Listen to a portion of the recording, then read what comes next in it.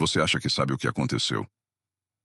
Mas e se eu te disser que a história que você ouviu não é a história completa? Antes das máscaras, antes dos lockdowns, antes do medo tomar conta de todos, houve um silêncio. Um silêncio estranho, calculado, deliberado, e quase ninguém percebeu. Você vai descobrir os alertas que foram ignorados de propósito, as decisões que mudaram o mundo em 72 horas, os documentos que desapareceram misteriosamente, as perguntas que até hoje não foram respondidas. Prepare-se, porque depois deste vídeo, você nunca mais vai olhar para aqueles dias da mesma forma. Isso não é teoria da conspiração. Isso é memória. Dezembro de 2019. O mundo estava normal. Aeroportos lotados, festas de Natal, abraços sem medo, apertos de mão sem pensar duas vezes. Ninguém sabia, ninguém desconfiava que naquele exato momento, algo estava se espalhando, algo invisível, algo silencioso, algo que mudaria tudo. Mas aqui está o que te disseram. Foi repentino. Ninguém esperava. Não havia como prever. E se isso não for verdade? E se, na verdade, havia sinais claros? E se esses sinais foram ignorados? Pior ainda, e se foram silenciados? Pois avisos que você nunca ouviu. Vamos voltar. Dezembro de 2019. Wuhan, China. Hospitais começam a receber pacientes com sintomas estranhos. Febre alta, dificuldade respiratória severa, pneumonia de origem desconhecida. Os médicos perceberam algo imediatamente. Isso não é normal. O médico que tentou alertar o mundo, Dr. Li Wenliang. Lembra desse nome? Ele foi um dos primeiros a soar o alarme. 30 de dezembro de 2019. Ele enviou mensagens para colegas médicos. 7 casos confirmados de SARS. Sabe o que aconteceu com ele? Foi silenciado pela polícia. Foi obrigado a assinar um documento confessando que estava espalhando rumores falsos. Pense nisso. Um médico, tentando salvar vidas, foi silenciado. Por quê? Essa é a primeira pergunta que ninguém quer responder. O silêncio intencional entre 30 de dezembro de 2019 e 20 de janeiro de 2020. 3 semanas. 3 semanas de silêncio quase total. Enquanto isso, voos internacionais continuaram normalmente. Eventos de massa aconteceram em Wuhan. 5 milhões de pessoas saíram da cidade antes do lockdown. 5 milhões. Deixa eu repetir. 5 milhões de pessoas, espalhadas pelo mundo, carregando algo que ninguém estava procurando. Coincidência? Ou algo mais? A pergunta que ninguém faz: por que governos demoram tanto para agir em crises? A resposta oficial: cautela científica. A resposta real: medo. Medo do pânico. Medo do colapso econômico. Medo de admitir: nós não temos controle sobre isso. O mundo conectado demais. Vamos falar sobre algo que mudou tudo. Velocidade. A era da hiperconexão.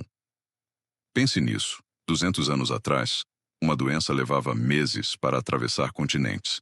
50 anos atrás, levava semanas. Hoje, 18 horas. Esse é o tempo que leva para alguém infectado em qualquer lugar do mundo chegar a qualquer outro lugar do mundo. E nós continuamos agindo como se vivêssemos em 1920. Os eventos que aceleraram tudo. Janeiro de 2020. Ano Novo Chinês. Bilhões de viagens. Feiras internacionais. Jogos esportivos. Shows. Festivais. Eventos de massa. Ninguém parou. Ninguém cancelou. Por quê? Porque parar significa perder bilhões em turismo, abalar a confiança econômica, admitir que há um problema grave. E governos sempre escolhem a economia antes da saúde, até que seja tarde demais. O dia que mudou tudo. 11 de março de 2020. A OMS declara: pandemia. Sabe o que é mais assustador? Eles esperaram meses para fazer isso. Por que a demora? Pressão política? Medo de alarme global? Ou simplesmente, eles não queriam acreditar? O dia em que o tempo parou. Você lembra onde estava quando tudo mudou? Eu lembro. Milhões de pessoas lembram. Foi como se o mundo inteiro prendesse a respiração. A quarentena global. Março de 2020. De repente, escolas fecharam, comércios baixaram as portas. Fronteiras se fecharam. Pessoas foram proibidas de sair de casa. Pense no absurdo disso. Bilhões de pessoas, em seus lares, ao mesmo tempo. Isso nunca tinha acontecido antes. As imagens que marcaram. Lembra? Times Square, vazia. Avenida Paulista, vazia. Champs-Élysées, vazia. Lugares que nunca param. Completamente vazios. Mas o que você não viu nos noticiários? O lado oculto do lockdown, enquanto todos aplaudiam profissionais de saúde nas janelas. Outras coisas estavam acontecendo. Violência doméstica disparou. Suicídios aumentaram drasticamente. Empresas quebraram aos milhares.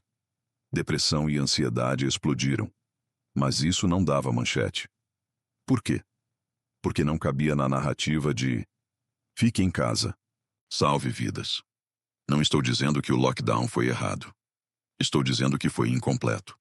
Salvamos vidas de um vírus, mas destruímos vidas de outras formas. E ninguém fala sobre isso. Vamos falar sobre algo que todos viram: números, gráficos, estatísticas, curvas. Mas aqui está a verdade. Números mentem, não porque são falsos, mas porque são incompletos. O que os números mostram: casos confirmados, mortes registradas, taxa de recuperação. Ok, isso é importante. O que os números não mostram? Pessoas que morreram sozinhas, despedidas por videochamada, crianças que perderam anos de educação, famílias destruídas por desemprego, trauma psicológico em massa. Sabe quantas pessoas desenvolveram transtornos mentais graves durante a pandemia? Milhões. Mas isso não entra no gráfico. A manipulação silenciosa. Agora, escuta isso com atenção. Números podem ser usados para contar qualquer história. Exemplo: taxa de mortalidade de 0,5%. Parece baixo, certo? Mas quando você multiplica por bilhões, milhões morrem. Mas também 99,5% de taxa de sobrevivência. Parece seguro, certo? Mesma estatística, narrativa diferente. Quem decide qual usar? Vamos falar sobre poder. Porque a pandemia não foi apenas sobre saúde. Foi sobre controle. Decisões políticas vs. decisões científicas. Governos tomaram decisões radicais. Lockdowns totais. Toques de recolher. Fechamento de fronteiras. Suspensão de direitos civis. Algumas dessas medidas salvaram vidas, mas algumas não. E aqui está o problema. Ninguém sabia qual era qual. O experimento global. A pandemia foi, essencialmente, um experimento global em tempo real. Cada país tentou algo diferente. Suécia, sem lockdown. China, lockdown extremo. Brasil, negação inicial. Nova Zelândia, isolamento total. E sabe o que aconteceu? Todos tiveram problemas. Porque não existe solução perfeita quando você está improvisando. A pergunta perigosa: e se algumas dessas decisões não foram tomadas pensando em salvar vidas, mas em manter controle? E se o medo foi usado, propositalmente? Não estou dizendo que foi. Estou perguntando. Você consegue provar que não foi? As perguntas sem resposta. Agora chegamos à parte mais incômoda. As perguntas que ninguém quer responder. Pergunta 1. Por que os alertas foram ignorados? Especialistas alertaram. Médicos alertaram. Cientistas alertaram. Por que demoraram meses para agir? A resposta oficial: não queríamos causar pânico. Mas causar pânico é pior que milhares de mortes evitáveis. Pergunta 2. Por que informações mudaram tanto? No início, máscaras não ajudam. Depois, máscaras são essenciais. Por que a ciência mudou tanto em tão pouco tempo? Ou será que não era ciência, era política? Pergunta 3. Onde estão os dados completos? Até hoje, existem dados que não foram totalmente divulgados. Origem exata do vírus, cronologia completa dos primeiros casos, documentos internos de decisões governamentais. Por que o sigilo? Se não há nada a esconder, por que esconder? A resposta que ninguém dá. Sabe qual é a resposta mais honesta para todas essas perguntas? Nós não sabíamos o que fazer. Mas nenhum governo vai admitir isso. Porque admitir ignorância É admitir fraqueza. E poder não pode parecer fraco, mesmo que isso custe vidas. E se não foi só incompetência? A partir daqui, entramos no campo da reflexão e opinião pessoal. O que segue não são fatos comprovados, mas questionamentos baseados em padrões históricos. Agora eu quero que você pense comigo. E se parte do que aconteceu não foi apenas erro? E se foi estratégia? Não estou falando de conspiração global. Estou falando de algo muito mais humano: oportunismo. Crises criam oportunidades. Sempre foi assim na história. Guerras criam novos poderes. Desastres criam novos controles. Pandemias criam o quê? Pense no que mudou. Vigilância digital aumentou. Controle estatal se expandiu. Liberdades foram suspensas. Dinheiro foi concentrado. E quando a crise passou, essas mudanças permaneceram. Não é conspiração. É padrão. Toda crise é usada para expandir poder. Não porque há um vilão escondido, mas porque é assim que sistemas funcionam. Quando as pessoas têm medo, elas aceitam qualquer coisa. Qualquer restrição, qualquer controle, qualquer vigilância, desde que prometa segurança. E governos sabem disso. Sempre souberam. O verdadeiro vírus. Deixa eu te contar algo que você já sabe, mas não quer admitir. O vírus mais perigoso não foi o biológico. Foi o medo. A pandemia do medo. Medo fecha mentes. Medo divide pessoas. Medo faz você aceitar o inaceitável. E o pior: medo é contagioso. Mais contagioso que qualquer vírus. A ilusão quebrada. A pandemia quebrou algo fundamental: a ilusão de controle. Acreditávamos que a tecnologia nos protegia. A medicina tinha resposta para tudo. O mundo estava sob controle. Não estava. Nunca esteve. E descobrimos da pior forma. O que aprendemos? Mas talvez, só talvez, essa foi a lição mais importante. Nós não somos invencíveis. E tudo bem. Porque vulnerabilidade não é fraqueza. É humanidade.